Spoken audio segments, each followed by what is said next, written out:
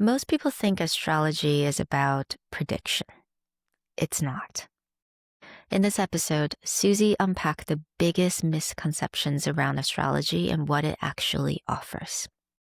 From moving beyond skepticism to understanding birth charts and transits, this conversation explores how astrology can help you make sense of uncertainty and personal growth. This isn't about foretelling the future. It's about understanding yourself and the forces shaping your journey.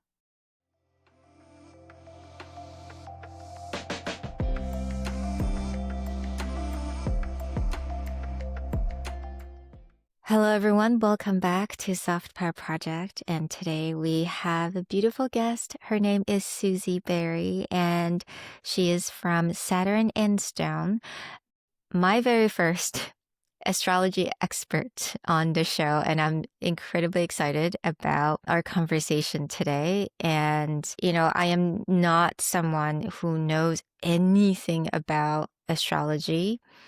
And to be honest, I think I've tried to stay away from it for a very, very long time, simply because I wanted to suppress that side of me.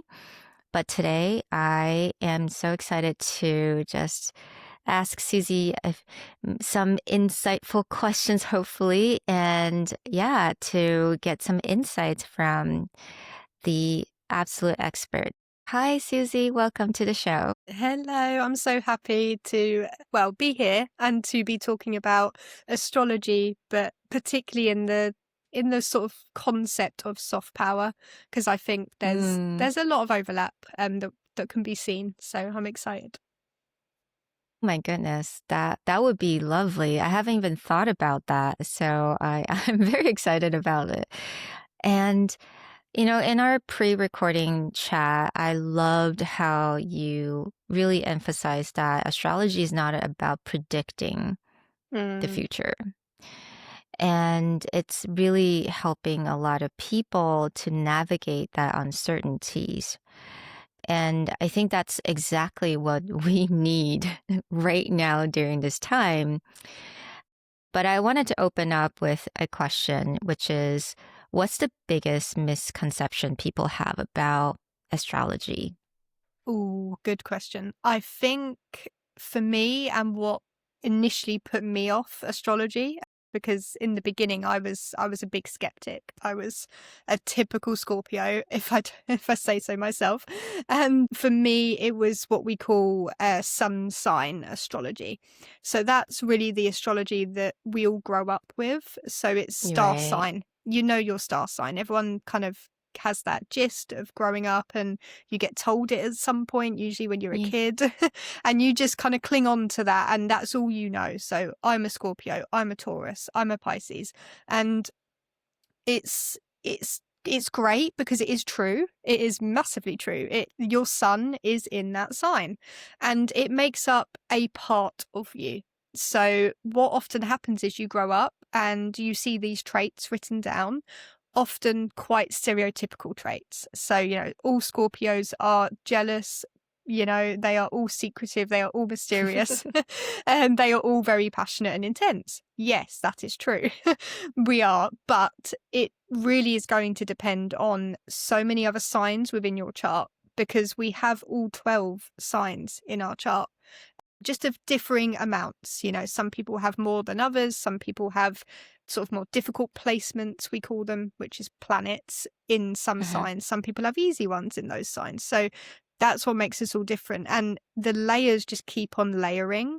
And so when you reduce it all down to one planet in one sign, it's very two-dimensional. That's how I have seen it.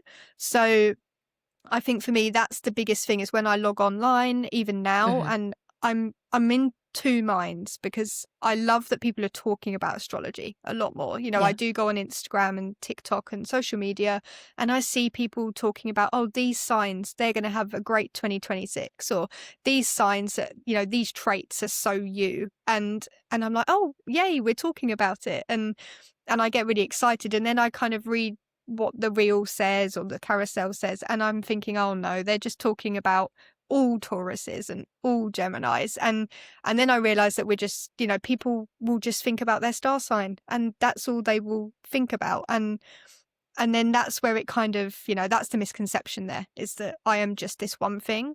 And then it leads people to disbelieve and be skeptical, which is, I get it. I mean, I was there too. I remember reading about Scorpios and thinking, yeah, I resonate. And for me, I resonated maybe a bit more because I have about 4 or 5 placements in Scorpio. I have 4 or 5 planets. So yes, I am heavily Scorpio. So maybe I was in a privileged position that I could relate to a lot of what I was reading. But someone who was, born middle of November, they are a Scorpio sun, but that's all they've got. That is the only Scorpio planet they have in their chart. They've got a load of other stuff going on. They could be, for argument's sake, a Cancer moon, and they could be a Leo Mars and a Gemini Mercury.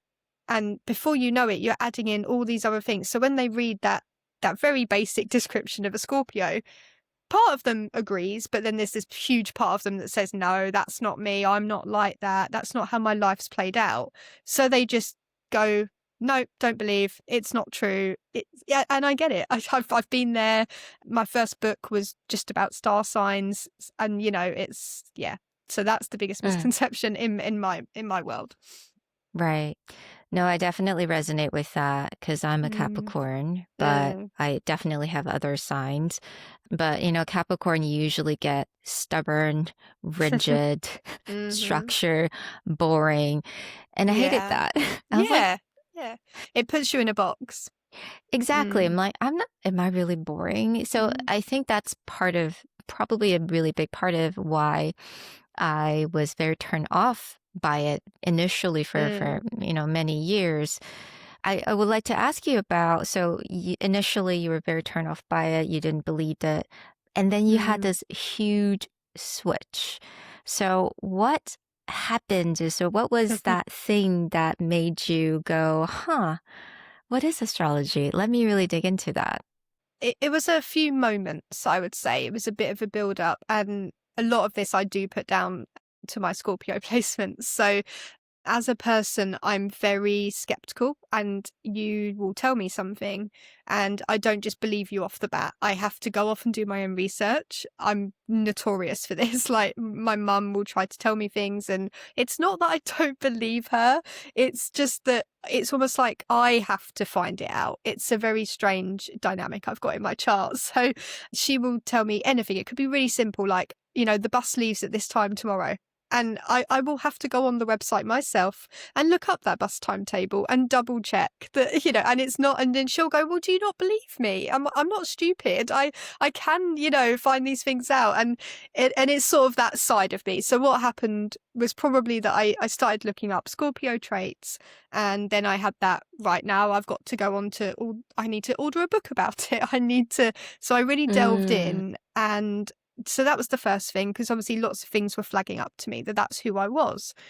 And then the skepticism was still there, because I thought, that's not all of me. There's these really soft sides of me, actually, that just don't resonate with the typical Scorpio traits that we all hear, that the sting, the stinger and the things like that. So I can't remember, when I found my moon sign, but I did discover that I had a Pisces moon. And one of the first things I read about it was this sort of sensitivity, very, very sensitive, easily cry, and all these things. And I suddenly thought, oh yeah, there I am. That's the me underneath the Scorpio. And something clicked. So then that was like moment number 1. Oh, hang on, this makes sense. This is how I can be 2 people. I can be Scorpio in the day almost, and when I get home and shut the door, I'm almost the Pisces side of me. And I realized that duality. And then there were more moments where, because I'm a Scorpio, Mars in particular, and Mercury, I really have to obsess about what I'm interested in. So it wasn't just a case of, oh, cool, I'm this, move on, next thing. It was like, no, this becomes my whole identity now. So I sort of, I ordered books, I listened to podcasts, I just really went into the rabbit hole, as they say. And I discovered these sort of more keywords and more specific things that it was like, you cannot dispute this. This was, there's things in astrology, not just a planet in a sign, which is, once you figured that out, it kind of makes sense. There's things called houses, which is where they are in your chart. There's areas of life. There's things called aspects, which is where one planet is kind of talking to another just by an angle. It's a bit like maths, And so it could be a 90-degree angle, could be a 180-degree. And I saw that I had this, what they call a square, which is 90 degrees. And it's my Mars squaring my Saturn. Now, normally Mars is a go-getting planet. It's what gets us up in the morning. It's what gets us moving. Or if we do move much, some people are really active, some people aren't. And that's usually your Mars sign. And when it squares a planet like Saturn, you'll understand this being a Capricorn, because Saturn rules Capricorn. So that's where Capricorn gets its idea of rigidness and structure, because Saturn is like the headmaster of the zodiac. So that's why there's those traits within Capricorn. So when Mars, you can imagine, just wants to get up and go, meets Saturn head on, and Saturn's almost putting up a big stop sign saying, no, you stop, think about it first. Let's make a plan. Let's go round the houses. We've got to go round the mountain, not just through it, and it makes this plan around you. And it feels like a restriction. It feels very heavy. It feels very obstructive. And I realized I had this aspect in my natal chart. And then I think that was the final moment that astrology just all fell into place. It had been falling in, but it was that moment when I thought, well, that is so specific to me and my experience of life, in terms of how I went about things. Even sort of I think I was learning to drive around the same time that I discovered astrology. And even that it took me 2 years to learn and to pass my test, which is quite a long time. And I did learn late as well, because I was sort of partly scared of driving and things. And it made sense to me that sort of everything takes me a little bit longer. Everything, feels a bit like a struggle, and I can't just do what they're doing. I can see them doing it. They get in the car, they might have a few struggles, but they pass their test in 8 months, and for me, I was like, I'm 2 years later and I'm still here. And it kind of made sense, because when I read, there's more detail, of course, in my chart as to why that is, but one of the factors was this lifelong struggle I've had with making things happen, getting to where I want to be, getting up and going at all sometimes. And my mum actually has the same aspect. So we did her chart, and we both just, when we saw that, it made sense in our lives that, oh gosh, this is why we connect as well, because me and her have this feeling that we're always being stuck. We get stuck in places mentally, physically, and that was why. And so, yeah, the final penny dropping was, how can it know me? It was their feeling of being seen. So the minute you feel seen and heard by a chart on a piece of paper or on a screen, it's like, whoa, like, okay, I get it now. And then you start looking at other things, and then you start doing your family members, you start doing your friends' charts.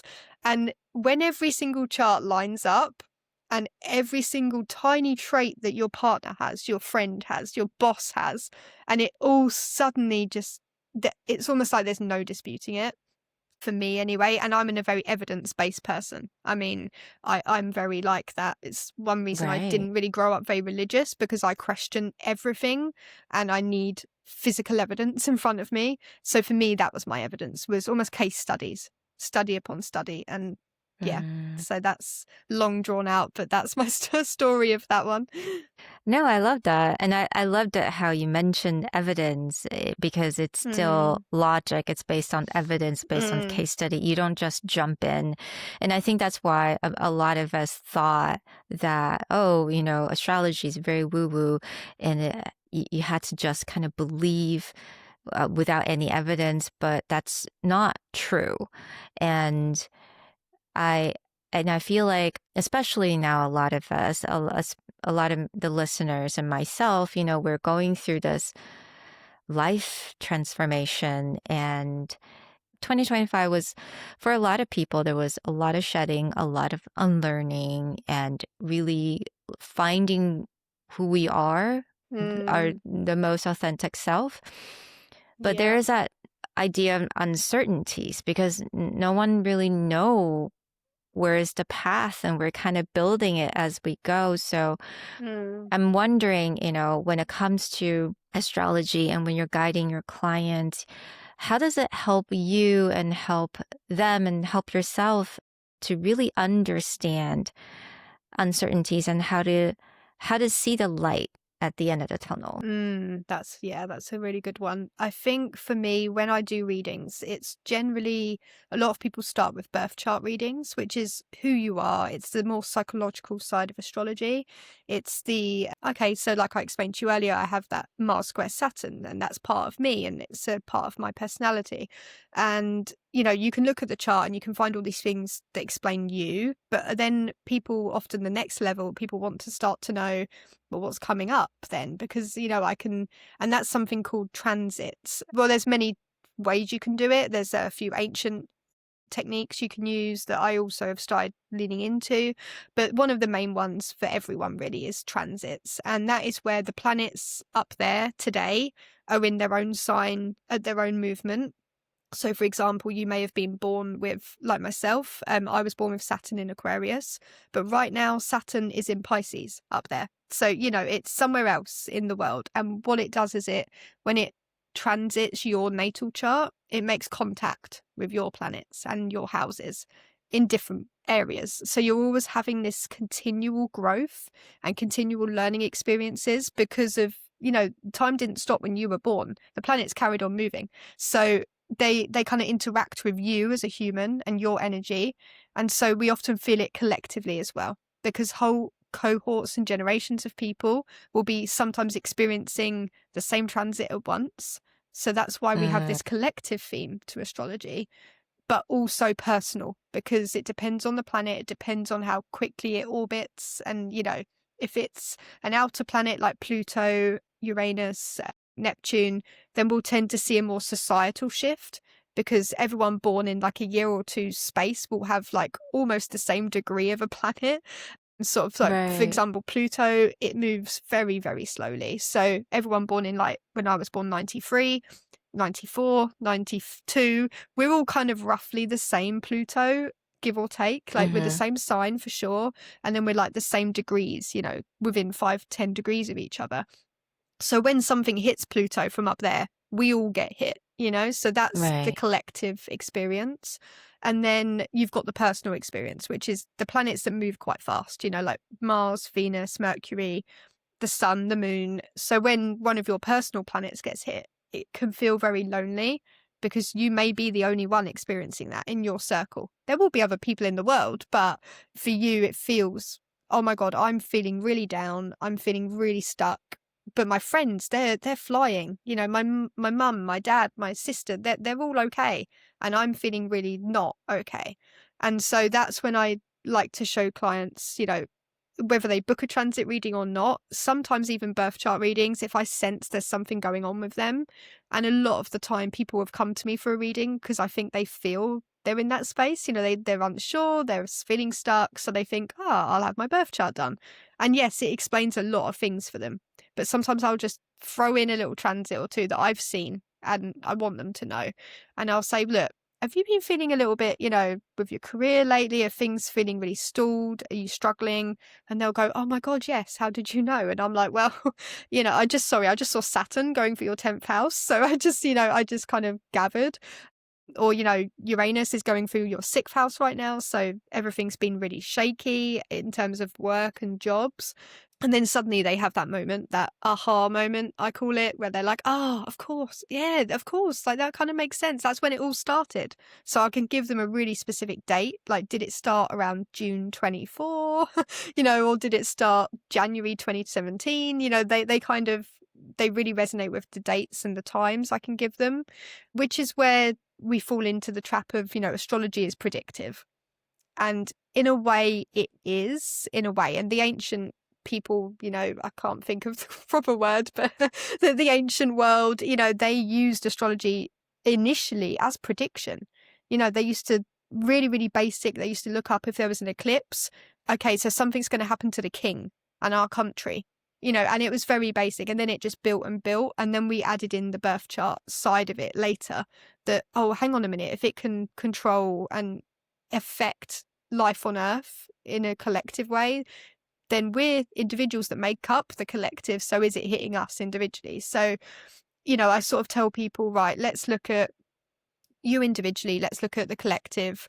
And I think you can see the growth in both Mhm. ways because of that. So I think it helps clients understand that, the light at the end of the tunnel that you mentioned. Well, hang on a minute. If Saturn going through my 10th is causing this feeling, well, when it moves into the 11th, does that mean it gets Mhm. easier? And my answer is yes, exactly, because it's moving all the time. Saturn doesn't just pack its bags down, sit down and make camp. It's not staying there forever. It's moving. It will move. It may take a year or two.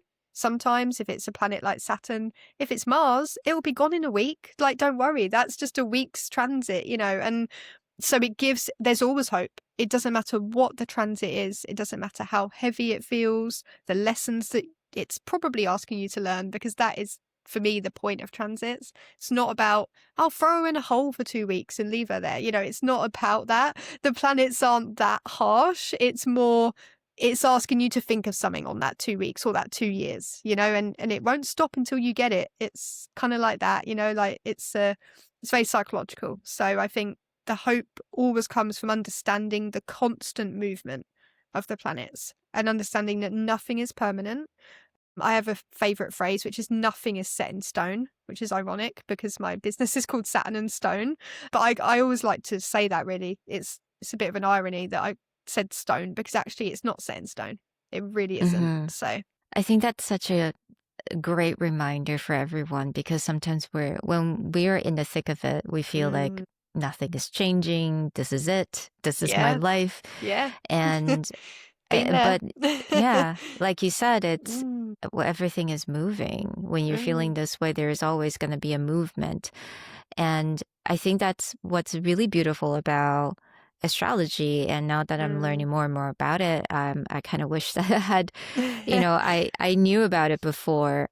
Something that we kind of talked about previously in our chat is that I personally went through this, I felt like anyway, this whole year, late last year, this whole year is this mm, big shift in my life. And you're so mhm. kindly offered to Yes. help me to look at my chart. And yeah, I'm just kind of wondering Yeah, if we can kind of absolutely. talk about it.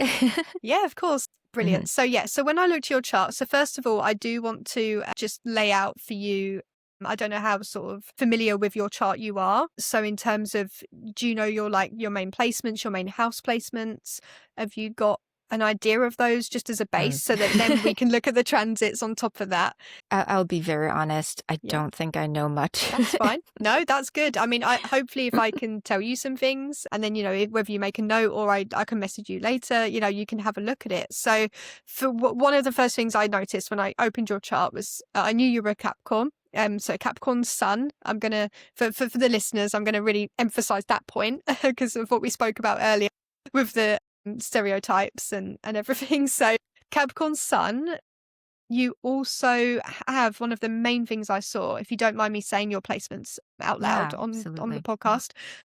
So for you, you are a Pisces rising. And so when I saw Mhm. Pisces as the ascendant, that's another word for rising, I just knew without even looking at the transits that this year, so ever since what we call the nodes, so there's two nodes, they're always on an axis opposite each other, and they go around the circle sort of all the time, always opposite. And that's what brings the eclipses. So often, I don't know if you've seen on social media, people talk about eclipse season and they'll say, there's a partial solar eclipse, there's a partial lunar eclipse today. And it's not the full eclipse that we know, often where the sky goes dark and, we have that full eclipse moment that a lot of people in the world, take note of. This is something that just happens in astrology as well. So the nodes are Mm. very influential in that, and it depends what pair of signs they're in. Now, at the moment, and for a while now, since the beginning of 2025, they've been in Pisces and Virgo. So I know that anyone who has Pisces and Virgo placements, particularly risings like yourself, or anyone who's, maybe a sun or really any placement, to be honest, anyone who's got those has experienced a bit of a shift of a year, because Mhm. Eclipse is one of my favorite astrologers. His name is Chris Brennan. He has a podcast. Everyone, please go check that out. Free shout out for him because he's amazing. I learned a lot from him and his podcast. It's called the Astrology Podcast. Really, really simple. He defines eclipses as great beginnings and great endings. So it's usually moments that come all of a sudden, out of the blue. It spans about 1.5 years. So you'll find that we have an eclipse season in the same signs. There's usually 2 eclipse seasons per year, and they'll be in the same signs on and off for about 1 to 2 years. Okay, so usually you get this part of life and suddenly things start disappearing out your life, but then suddenly things appear, and you can't kind of work out what is this big change, what's happening. And usually it's something like an eclipse. So eclipses can arrive and we don't really notice them. Depends on where it is in our chart. It depends. Is it a prominent house for us? Is it not? Have we got planets there? Have we not? And so some people may think, what do you mean the last year's been big? No, it's not. Nothing's really changed for me. And okay, then they're probably not a Pisces or Virgo for sure. They probably haven't really noticed that. But for you particularly, it's falling on your ascendant and your descendant line. Okay, so they're the rulers of what we call the 1st and 7th houses. The 1st house is the most personal house in the chart. It's often overlooked because people think of the sun as ourselves, or even the moon or a planet. But actually, houses are broken up into different areas of life. The 1st house is the house of the self. So if we're going to talk about who we are and just who our whole sense of self is house number 1. So yours is ruled by Pisces, which means the nodes, or the North Node in particular, has been moving through Pisces now for some considerable amount of time. So every time there's an eclipse in Pisces, you've had this eclipse moment in your 1st house of the self. And then to counteract that, you've had eclipses in Virgo in your 7th house. So as you can probably imagine with the concept of opposites, the 7th house is the house of the other. It's usually relationships. If we have a spouse or a long-term partner, committed partner, that they would usually belong in that house. It's also it can be business associates. If you've got a business partner, they live in there as well. And it's just also how you relate to other people. So so that's why you get this bounce back. If you have an eclipse happen in one, you're going to have an eclipse happen in the other that year. So you almost have this sense of self, sense of other. How do I relate to others? How am I relating to myself?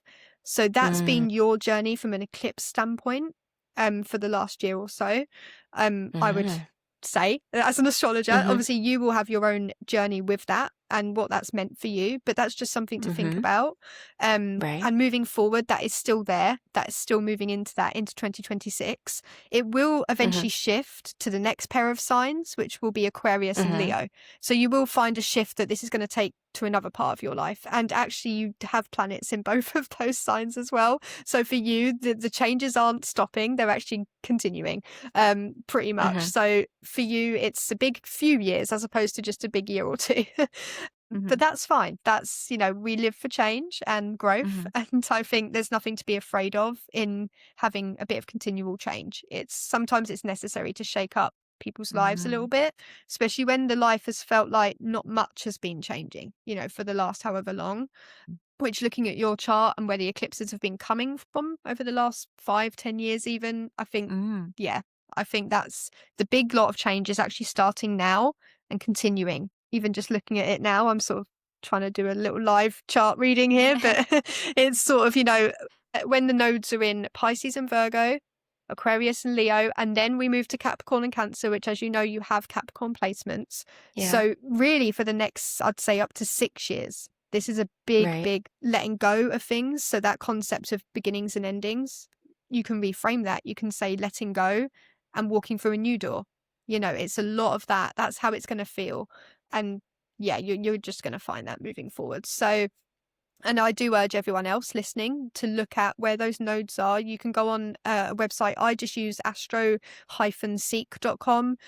It's brilliant. You can look up your birth chart, the transits to it, and just have a look at where those north and south nodes are moving for you, because that's where you're going to be feeling this, letting go and gaining energy. So That's the first thing I noticed for you. The second thing I always look at, I do look at the outer planets when we're talking about big change and shifts that you've described. I always look at the outer planets because they're the ones that bring that sense, because the other planets, they're moving too quick for us to really, knuckle down in on them. So like Right. Mars, Right. it's there for a bit, but then, a month later it's whizzed by, it's gone. So for you, the change won't feel so intense. It's probably a bit of a flurry whilst it's there, but really we're looking at the outer planets. So one of the ones, and you're going to know it well because you're a Capricorn, is Saturn.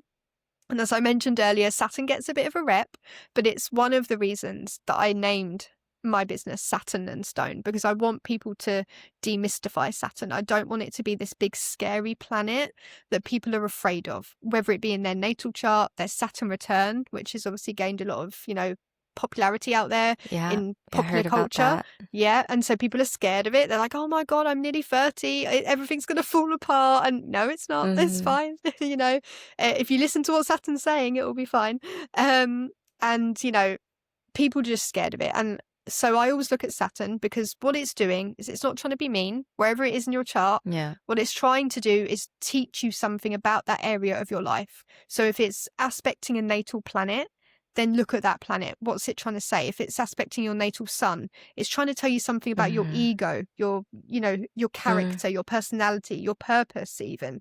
If it's aspecting your moon, which I actually had a transit at the beginning of this year, and it was what we call conjunct, which means on top of my natal moon in Pisces. And oh my gosh, it was I will say, if I didn't know about astrology, it would have felt like the worst 2 months of my life. Like, not, I mean, I've probably had worse, but in the moment, in the thick of it, like you said earlier, it was not good. I was crying all the time and everything felt meh. And, I wasn't sure if I wanted to do this anymore, like the business. And I looked, thankfully, I have my chart and I know what's going on, and it was conjunct my natal moon. And so it brought basically a kind of depressive chapter of my life. And that's okay to say, that word is okay to use if that's how you're feeling. Often Saturn can bring that. It can bring that down feeling, that low feeling. And that's what I had. And I knew that it was going to pass because I knew the time frame that it was passing me. And it's okay to understand that Saturn can bring that, but it was also teaching me something, as we all know. It was, what was I having to let go of? Was it past patterns? Was it past emotional attachments I'd had that I was really being asked to, come on, you need to do something about this. So that's the lesson there. So for you, I'm looking at Saturn. It's not conjunct any planets or your moon, you'll be happy to know. But it currently has been in your first house now. So there's a lot of first house stuff going on here for you. It's been in your first house since it entered Pisces pretty much. And it's still going to be there when it goes into Aries next year. So although it's moving into Aries and everyone thinks that that's going to be such a big change for you and everyone in your chart, sometimes if you're using the chart system I use, which is called Placidus, you have where a sign can end, but the house carries on. You don't necessarily get this change in energy because the planet is still in that house. And for you, it's in your first house for a while still. So another year or so, at least, I would say. Yeah, at least a year. I'd say this time next Christmas, it will be roughly the same. And again, Saturn's bringing lessons and growth, but often in a very structured, very heavy, very headmastery way, which you're probably feeling. Again, sense of self. This is what we're talking about here. So I don't know if that resonates with you in your journey you've had this past year or so.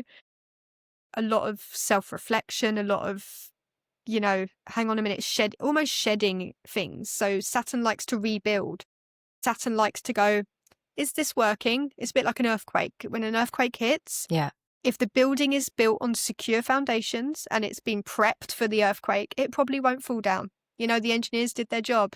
But if it's unstable in the first place, if there was something rocky there, it's going to fall down and you're going to have to then rebuild it better. So that's how I like to tell people about Saturn. So when it's in your first house, it's transiting that. It's shaking the foundations of you, because we said, the first house is the house of self. It's really just shaken you to your core and asking you, is this who you want to be? Is this who you're going to be forevermore? Once I've left this house, I'm leaving you for another 30 years. I'm not coming back to the first house again because that's how long it takes to orbit, So it's a once in a not lifetime, but twice in a lifetime kind of transit, you know, and it's kind of, yeah, it's really asking these bigger questions when it's going through a house like the first, which is so crucial to who you are. So I suppose I'll throw the question back on you a little bit. So in terms of that feeling, has there been a heaviness yet a sense of growth? I think you've probably spoken to me about this before, but yeah, that's really what I'm getting. I mean, I think you said it all. That's the thing with I mean, astrology, is it kind of takes the words out your mouth. yeah, absolutely. I mean, this year had been literally, I think me creating this podcast was really to document this journey, and I think that was a shift on, you know, in itself, because I was never someone who wants to be vulnerable, want to be raw and talk about my feelings. So that's a huge shift. And when you talked about shedding, I think I shed like every single week. Yeah. And it's a lot of relearning. And like you said, it was a lot of question in my head. Okay, this is the pattern that I had before. Do I want it to carry it on? And I have a choice. And do I want it to just let it go and adopt a healthier version? And that's the choice. So I believed, yeah, this whole year, I think it's a very conscious learning experience for me to really rebuilding that foundation that I have for myself. Yeah, love that. absolutely. I see. I mean, obviously, I see it in the chart. That's a given. But it's amazing how you've had the double whammy. You've had the eclipses in the first, and you've also had Saturn. It's like you've done well. Like to be here and to be, you know, so open and still going with it. Like a lot of people, they get overwhelmed, especially when they don't know the astrology of it. You know, I'm lucky and in a position where I can whip up my chart and say, that's why I'm like that today. Okay, do you know what? Today's one of those days. I'm going to get in bed. I'm not going to move. And I can kind of base my life almost around the transits a little bit, because some people it helps, some people it doesn't. But for me, it really helps to know that weekend looks a bit dodgy. I don't know if I'm going to be feeling great. Do you know what? I won't go out with my friends that weekend because I just know I'm not going to be feeling it. And you can almost plan for that moment. Yeah. But then obviously I almost look into the world and I think, oh my gosh, everyone doesn't know this. You know, everyone doesn't realize that they're going through this and why they're going through it. And that's why I do what I do, because whether they have a reading with me or not, whether they just see my content online and they might think, am I going through something? And I just want people to understand that there's a reason, there's a beginning and an end. And that's the biggest thing, is that there's an end. And, you know, Saturn will move into your second house at some point, and you will have changes and rebuilding in that part of your life, which, FYI, is about money and finances and your sense of security. So that will be the next lesson that Saturn brings, but that's not for a while. But, you know, and you will feel that when it comes. But if you knew that was coming, what would you start doing in preparation? You know, that's really, I like to be prepared as a Scorpio that likes to be in control of everything. I do like to be prepared, and I think you can probably relate to that as a Capricorn a little bit. I like to have that, a bit of structure around me, a little bit of, some people call it control, I call it structure. So yeah, there's an element of helping yourself that can really come from, you know, some people have therapy, some people look into numerology, some people have spiritual therapy, but for me, this is my therapy, it's everything in one. You know, it's me, it's therapy, it's growth timelines, it's just everything. I did want to, if you're happy for me to just touch on one more thing in your chart, which I find really cool that you've done this at this particular time. So you said about creating the podcast when you did. And what I really love is that we've actually seen another outer planet, Uranus, or Uranus for some people. It's been going through your third house for a while, because Uranus is a 7-year transit through one sign. So you can imagine, you know, it can spend a long time in a part of your chart. It's been in your third house, I would say, for probably a couple of years now. Okay, so since sort of mid-Taurus, when it entered Taurus a while back. It's coming to the end of Taurus now, but it's still well within your third house. And Uranus is the planet of sudden change. So things that tend to come out of the blue of your life, you know, like you've never thought about it before. You'd never considered this thing before. For me, when Uranus, I don't know if I remember telling you this story in our pre-call, but when Uranus entered my 7th house of relationships, like we said earlier, I suddenly had a big turnaround in actually my life as a single person. I was single, and I mean perpetually single for the listeners out there, from the age of dot to the age of 28. I did not date. I did not have a boyfriend. I was one of those people that, and I remember you saying earlier about feeling stuck and you think it's never going to change. I genuinely got to that point where I was like, yeah, I'm just going to get 10 cats and live alone. And that's my life from that. I'm just going to accept it at this point. And I genuinely thought I was stuck there. And then I could see, because I was into astrology by this point, so I could see Uranus gaining on my 7th house. And I was like, I don't know, this is what will make me believe in astrology. If this can change my love life round, then great. And you know what? To the month, to almost to the day, I would say that it entered that 7th house, my whole mindset shifted. And it was out the blue. I'd always said no to online dating. I was just against it in an old school romantic way. I didn't want it to be an online love story or anything. There's nothing wrong with that, by the way, guys. I met my partner through that. So I had this complete mindset shift on how I was approaching the other person. And I went online. I started being really confident in who I was and what I wanted. And second date from an online dating app, found him. Done. 3 years later. And it was just, it's that Uranus quality, that sudden, out the blue. It's like a lightning bolt feeling. And so coming back to your chart, it's in your 3rd house at the moment. And the 3rd house is the house of communication, predominantly. And it's how we communicate with the world, how we express what's on our mind. And it's also the house of, like, if you're going to talk about media, if you're going to talk about podcasts, if I had to put podcasts in a house, I'd put it in the 3rd house.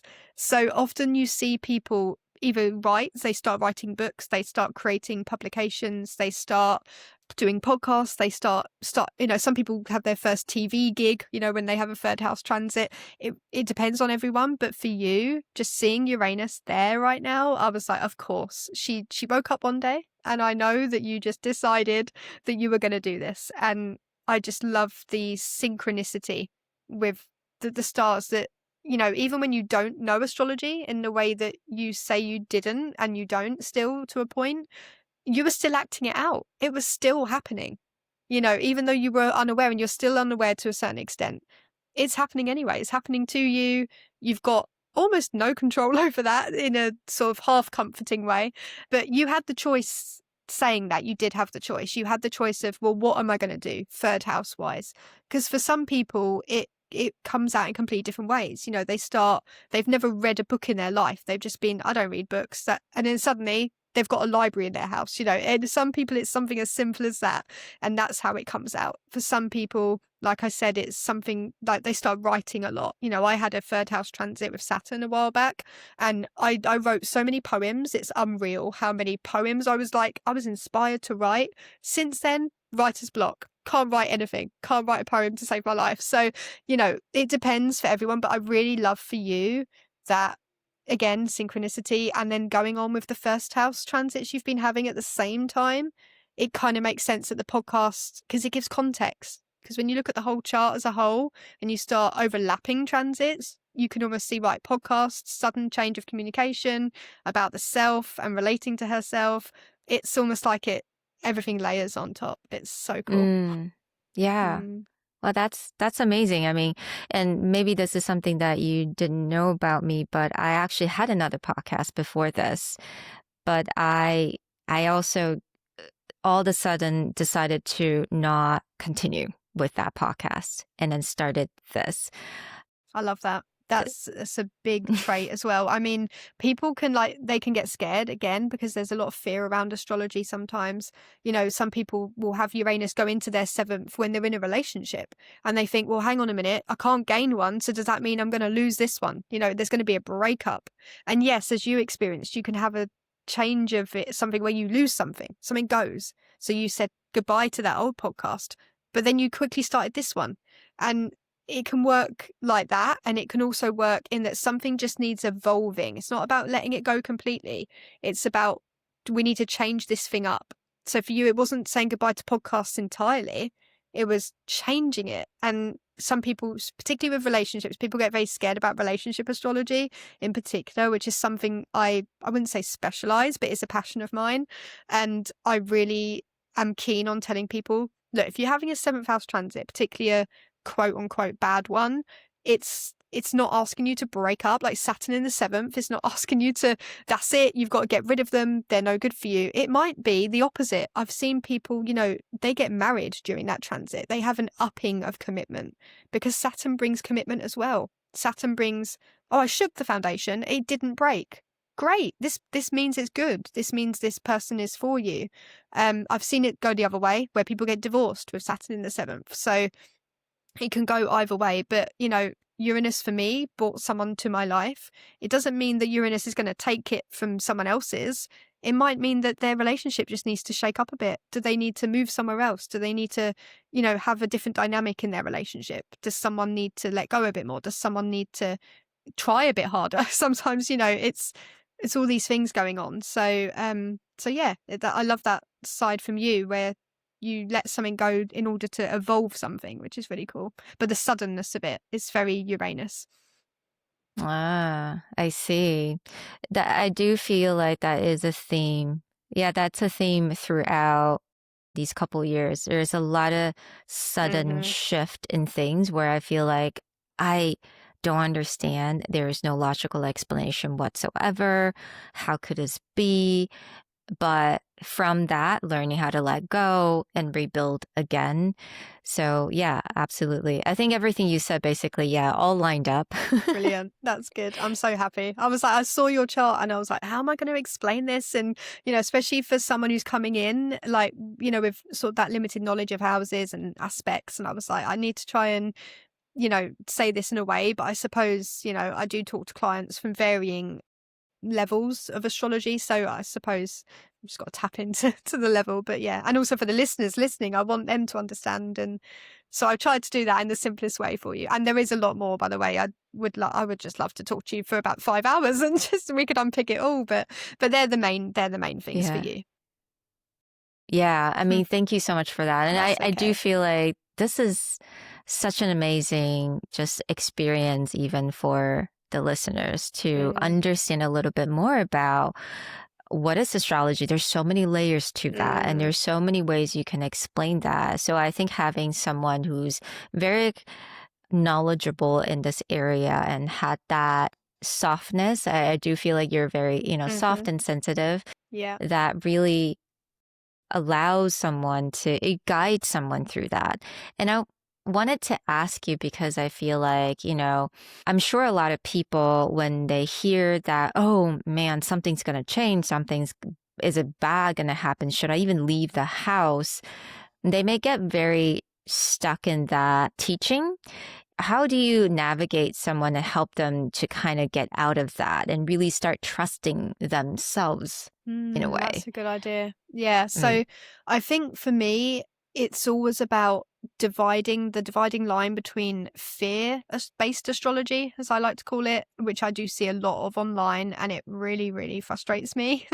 And then also just realistic astrology, which is kind of what I practice. So, there are bad transits, and I use the word bad really loosely because that can even feel scary. That can feel like fear-based astrology, just to say the word bad. But we have to be realistic. There are times in our lives where it's not great and it is going to feel rubbish. And that's okay because it's about acceptance for me.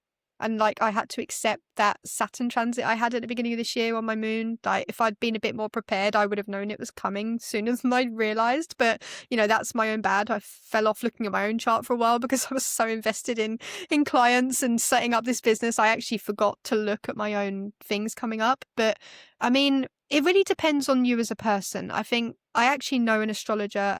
I'll give her a shout out because, again, I love her.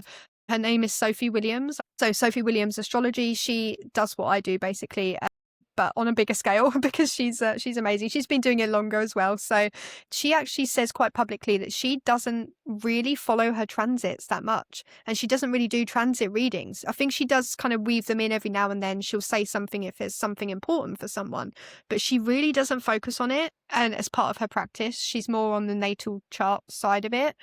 And the reason is this, not that she doesn't believe, she knows it's true, she knows that's coming, but it's because she's the kind of personality that can get she's a Scorpio moon, and she can get quite obsessed, as can I, with things. And when you have that addictive, obsessive personality or part of you, you can get just overwhelmed in that one space.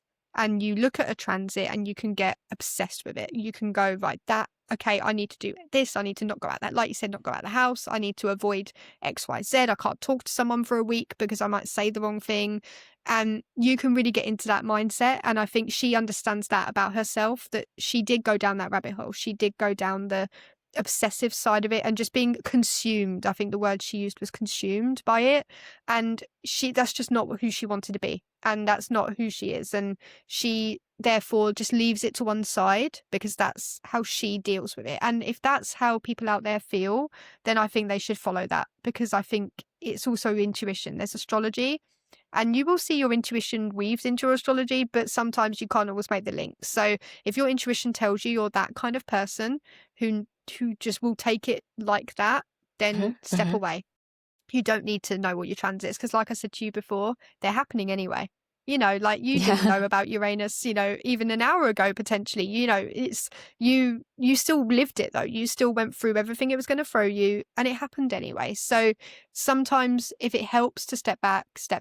For me, because of my placements, the way I am, I have to almost be so prepared that I need to know. I mean, I'm really bad, even like in my own life. And if I had to have guessed as an astrologer, if an astrologer had looked at me at 7 years old, I think they would have guessed I had a lot of Scorpio in me, because I could never wait for my presents as a kid. Like Christmas, birthday. It wasn't that I wanted to ruin the surprise. I just hate surprise. I hate being like surprised. I know that sounds crazy, but like I used to need to know what I was getting. It was like a need to be ahead of the game, ahead of my mum, so she would hide them on top of the wardrobe. Best believe I got a chair, I climbed on her chest of drawers, I was up on the top of that wardrobe, and I just needed to know roughly what it was, and then I was like satisfied. So, and it's terrible because she rarely ever got to surprise me, but sometimes she did, and she did succeed, bless her, and she managed to hide them places I could never ever get to. But it's something I have to control within me, because we do have a sense of self-control. So I do control that. Like I do still feel all my presents. Like I know my partner's wrapped all mine under the tree, and he knows I've felt them all. I've tried to like decipher. It's the detective in me. I have to do it. But I wouldn't go as far as to look for them before he'd wrap them, because I've stopped that part of me now. So, if you're like me and you need to know things and it helps you to know them, then I absolutely think that using transits in a healthy way can help you to go, I'm not going to not leave the house, but I am going to be aware. So if I know that I'm going through a particularly hard social transit, I've got to go to work. I'm not just going to call in sick. I'm going to go and I'm going to talk to people at work. I'm not going to be rude, but I am going to be aware that maybe I'm not going to get into as many conversations this week, because I'm just not feeling like I need to be, these people's energies. It doesn't need to be mixing with mine right now, because I've obviously got this thing going on where I feel like that. So it helps me prepare, and it helps me navigate the outside world, particularly if I've got a particularly anxious transit, because I do suffer from some anxiety at times, which is part of my chart.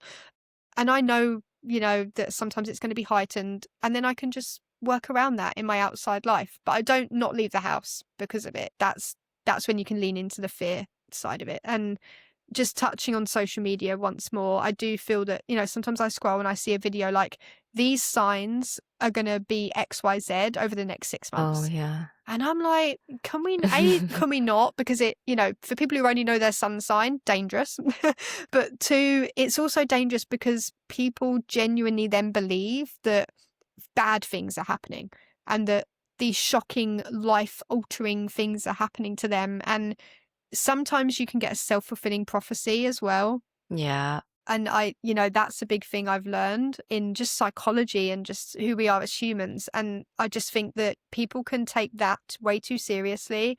And I just wish I could comment on every single video I see and just say, please, I get it. There is an energy around these signs next year. I agree. I've seen the astrology myself, but can we just have a bit more nuance about how it's going to affect every single individual? Because they might have an Aries sun and you're saying that all Aries are going to get this Saturn transit next year. And they are. I agree. But what about all the Aries that have a Leo moon or, a Pisces Mars? Or I need the nuance, I need the fact that, so one of my big things I think I'll probably end this whole big answer on is that for me, I always tell people, please look at the whole chart. We're not just looking at a planet in isolation. I would need you to look at the aspects, the house placements, the transits happening. Please just look at the whole chart and understand that you can have a placement that people talk about in a positive or negative way, but you may have another placement that kind of counterbalances that. I can see people with a Capricorn sun like you, and people will put you in a box that says you are too rigid, too structured. You are, quote, boring. I don't even know where that came from, to be honest. I don't know why that is assigned to Capricorn, but I think it's just because you guys, there's a lot of seriousness to your lives. You do take life seriously. My mum is a Capricorn rising, and her face, we call it the resting bitch face. She's got I have that too. Yeah, and it's a Capricorn thing. It's just a Capricorn, and I can always tell when someone's got massive Capricorn placements. But the thing is that's maybe where people get that from. I don't know, but you're a Pisces rising. And so to me, the fact that you have Pisces in your chart takes a hell of a lot of that away from the Capricorn. It really does. It doesn't negate it completely, but it really balances it off. And then I saw that you've got a Leo moon. I'm sure I saw a Leo moon. And I thought, oh my gosh, Leo is so different to Capricorn. It's it's bold, it's creative, it's, loud sometimes in its own way. It's got this sense of charisma and drama even, and all these things within you that, quite frankly, if we're talking of Capricorn, you wouldn't even put them in the same sentence. So again, it's everything's got to be seen as a whole. You've got fire, you've got water, you've got earth. I haven't seen any air yet. I need to look at that, but I think you had an air Mars, if I'm right in thinking. But yeah, so you've got all these elements going on. So to say, okay, all Capricorns are going to have X, Y, Z over the next year. Yeah, okay. Okay, that's fine. Well, whatever. No, I think that's so important because, I think social media deliver a lot of these kind of information. And when people choose to just kind of deliver this snippet and one liner in order to attract, whoever that clicks on it, clickbaity. And I think that's exactly what you said, that feeds into the fear, and that perpetually, I think, makes things worse for people. And I think that's a very important thing, is that we all have a choice. We know that what is the kind of a way that we wanted to learn, how do we want it to live, and we can choose what we wanted to listen, what we wanted to absorb. I think that's a really important reminder, especially for now. And I wanted to ask you this question. I kept thinking about it because, you're talking about the evidence, the realistic aspect of astrology. What is your relationship with the word surrender? Because this is a word that's been, it's something I've been thinking about this whole entire year, because honestly, I can't put my finger on it, but I wanted to know your take on that. That is a really good word. And I love that you said that, because one of the, not traits necessarily, but one of the lessons that I think Pisces placements on this earth particularly have to come to terms with is the word surrender. So it's really funny that as a Pisces rising, you bring that up, and I'm a Pisces moon, and that we're now going to talk about it. For me, I've struggled with the concept of surrender, because in terms of astrology, I am what they call very heavily fixed. So you have three modes, they call them modes. So you've got the elements, which is earth, fire, air, and water. And everyone can kind of get their heads around that. And then you have what we call modes or modalities. So then the signs are further categorized into 3 different modes. You've got cardinal, which is Aries, Capricorn, Libra, and Cancer. They are the signs that are the sort of the starters, the kickstarters. So if something Right. needs starting, Aries are very Mm-hmm. pioneering, as we know. They're like the first in line, the first to get out the gate. You know, Capricorn are just, they know when to get up and do a job. Like they know it needs doing.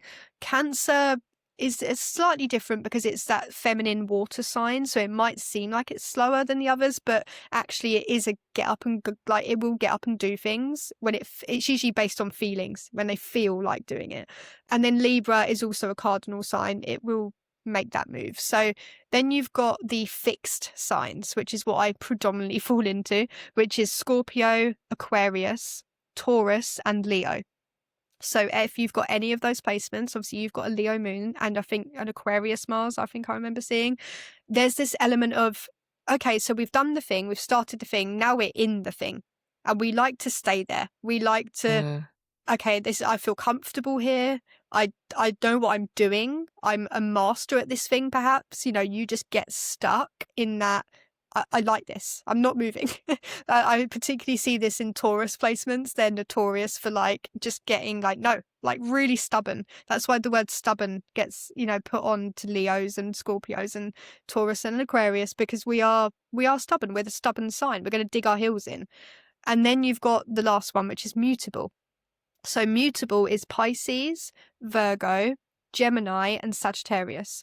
And these are the people that they've been doing something for a while, like with the fixed signs, and then they suddenly go, I want to change. I want to do something different, you know, and they're like, particularly Geminis, you see this with them. They're like the ultimate mutable sign. They, you know, if you see a Gemini, they're like shiny thing and they're off. They're like, yeah, it's so, if you ever know a Gemini, like you can probably relate to that.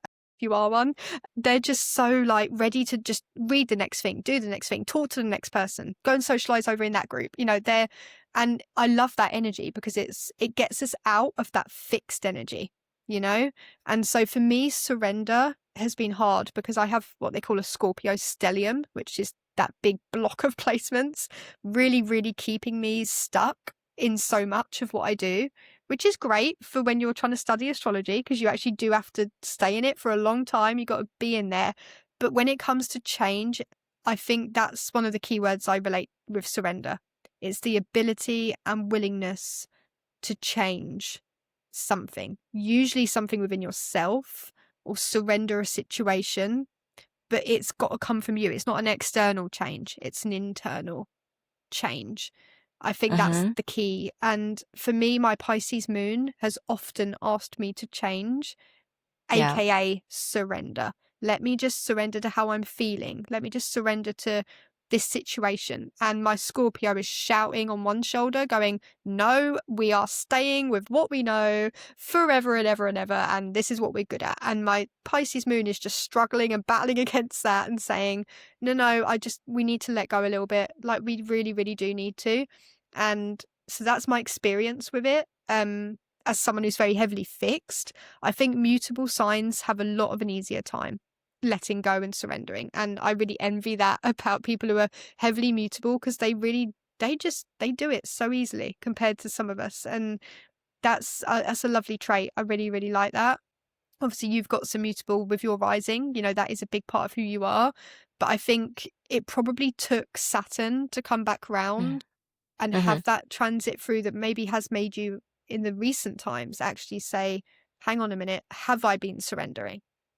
And so if the answer had been no, which it probably had been, now Saturn's like, okay, we need to do something about that then. You know, so Saturn's just asking the question of you, and your Pisces side of you has really had to say, yeah, I see what you're saying. I do need to. And so for me, it's an internal quiet change is how I would explain that. Right.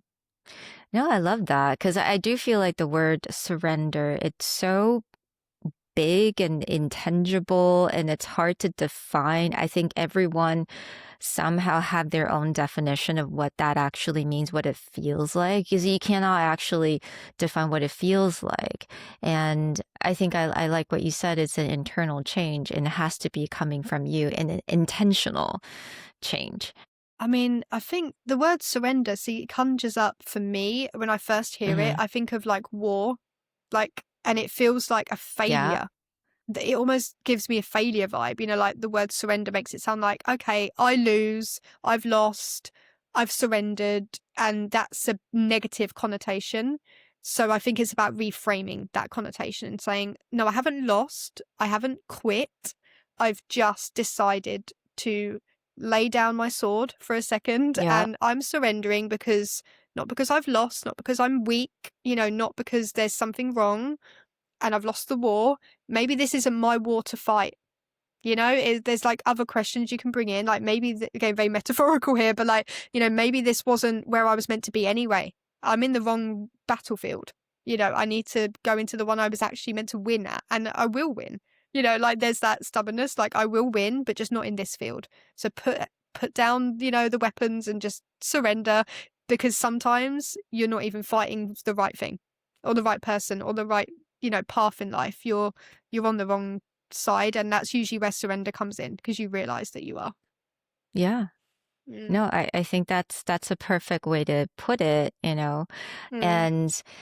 and I remember in the very beginning you were talking about how the astrology and there's an overlap with soft power. Yeah. And I cannot wait to ask you this question now, your definition of soft Mm. power and how you see that aligned through the lens of astrology. I was thinking about this morning, so I Hmm. woke up and I knew I had this with you, and I just thought, what am I going to say? How do I put this?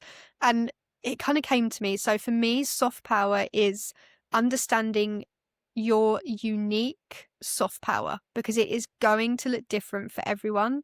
Because, hey, guess what? Our charts are all different. And, I've known some people with like lots of fire in their chart. They're like Sag, they've got Aries moon, they've got like, they're so Right. fiery as people. And for them, I think softness looks completely different to someone who is heavily water and heavily air. And so I think for me, it's not a blanket description. It's a very, very personal softness. So for me, softness looks, like surrendering a lot. I have to Hmm. lean into that because that's my Pisces moon. And it's a lot of, for me, it's doing what I need to do in my own way. I'm very like stubborn, as you can tell. I'm very like, no, this has to be done my way or else. Like, and so Hmm. for me, that's actually my soft power, because I can quietly do that. And I don't have to, I feel like I don't have to explain myself. And that's how it comes out for me. But then I look at some Mm. of my friends, and to them, like the word soft just conjures up, like, probably if we were to put it in astrology terms, like water signs are seen as the soft signs. And it's like, I've seen fire signs, they can be soft, but they do it differently. They Hmm. are completely different in what they consider soft. And for a water sign, that cannot be soft at all. They're like, what do you mean you're being soft? That is, oh my gosh, you're still too much. You're like, it's just, let's calm down a sec. But for them, that is what soft is. So I have friends that they live so authentically, particularly I would say Aries this goes for. I've seen them, they do things their own way, like they're the pioneers of the zodiac. They Sagittarius as well, they're very freedom, like they need to get up and go and learn and explore and expand. And to them, I think soft power is probably leaning into that. So it's about leaning into what is your power. And it may not even look soft to the rest of the world. It may look, like if you're even go-getting in a way, a bit like, I mean, I'm going to use Capricorn as a really good example. Like, I have Capricorn family members and people I know, and they're sometimes, like my aunt, she's a Capricorn sun as well, and she looks anything but soft sometimes, because she's so like, she gets up at 6 to work, she's doing emails before she's even got to work, she's Yeah. like workaholic, even if you want to label it as that. Hmm. And I'm sitting there like, I'm overwhelmed by 1 hour at work, like my 9 to 5, like I'm just done by lunchtime. I'm zoning out. I'm fully zoned out. And she's not. She just carries on. And to me, that's not soft. To me, that's not soft.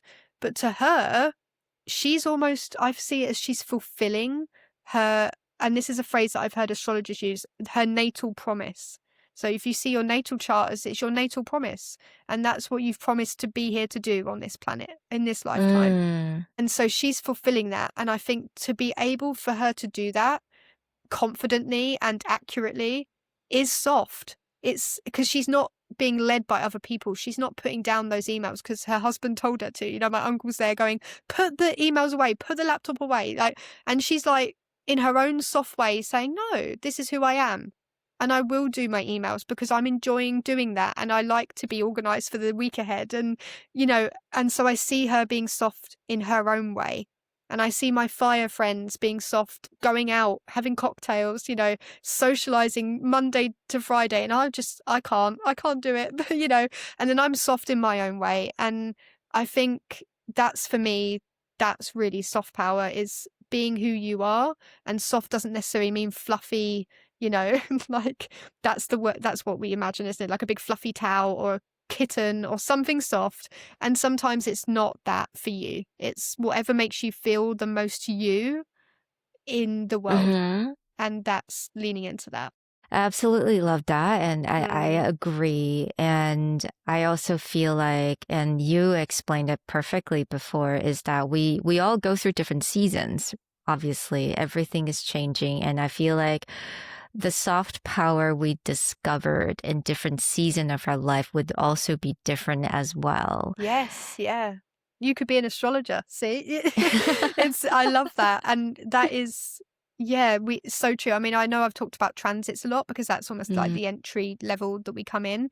There's also something, talking of chapters, and I love that you said this, is that there's an ancient technique called Zodiacal releasing, and I've started to talk about it a bit more on my page for anyone who's interested. But it's basically where the life is actually divided up from birth into chapters, and they're all ruled by different signs and therefore different vibes for every person.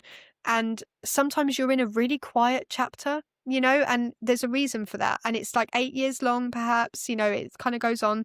And then you enter like a 20-year, because they're all different lengths, these chapters. And I won't get too technical because it will just confuse everyone with what we've already spoken about. But basically, it's all based on different years. So you could then enter a 20-year chapter or 29-year chapter even, where suddenly everything's, no, we're go, all fires, you know, all fires on, and we're doing this thing. And then, but then you enter another chapter later in life, you know, maybe in your 50s or 60s. And then suddenly you're in a 12-year kind of in the middle chapter. You know, it's neither get going, it's neither there.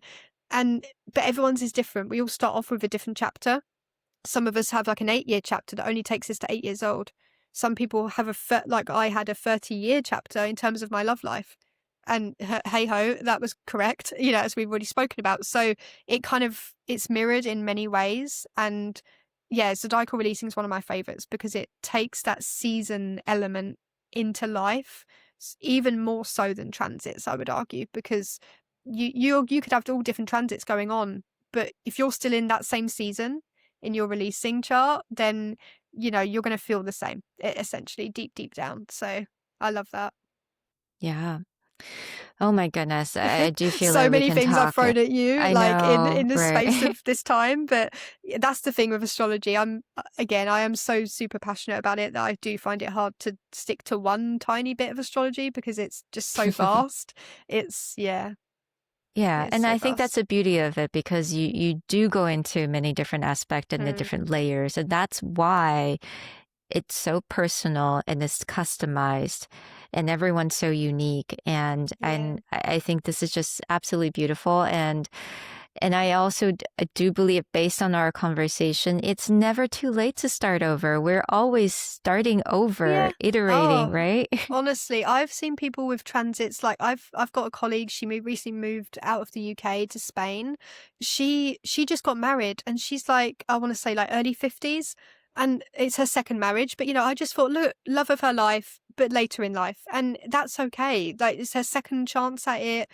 and sometimes people get stuck, when it comes to love, particularly. I have a lot of people worried that they've missed the one, or they've missed the chance to find it again if they've had it before. And I'm just like, no, trust me. Just let me look at your chart. Go on, give me your chart. Like, I'll just have a little look, because there's just so many, and that's love. That's one side of life. There's career. There's all these other things that we're interested in, and yeah, it's never too late. Like, trust me, those transits are transiting, like astrology will astrology. It's always happening. And you just, if you're like me and you want to be prepared, then have a look at it. Yeah, absolutely. And you guys know exactly who you should look for. I'll have Suzy's information in the description box. Please go follow her. She output amazing content. I consumed every single one of it. And I just wanted to say thank you so much for spending this time with me and helping me to understand my life. Oh, no, it's a And pleasure, yeah. honestly. I just, yeah, I love that I do attract people with like similar placements to myself. Like, I do love seeing that. And so, yeah, when I saw Pisces rising, I was like, my person. One of my people. Oh, thank you so much for today. That's okay. No problem.